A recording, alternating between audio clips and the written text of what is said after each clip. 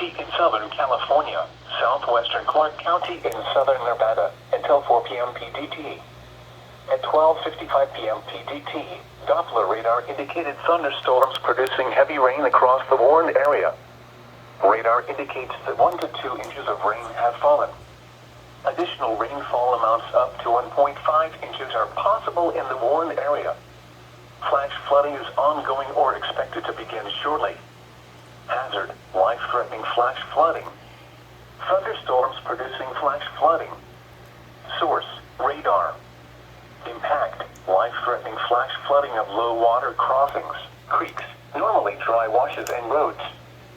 Some locations that will experience flash flooding include Chima, Kelso, Mid-Hills Campground, Nipton Road, Evampa Road, Nipton, Chima Road, Calbaker Road, and Kelso Chima Road.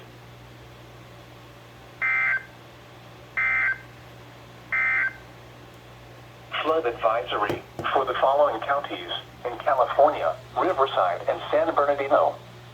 Flood advisory in effect until 2:58 p.m. I knew this one was going to be put up. Arroyo and small streams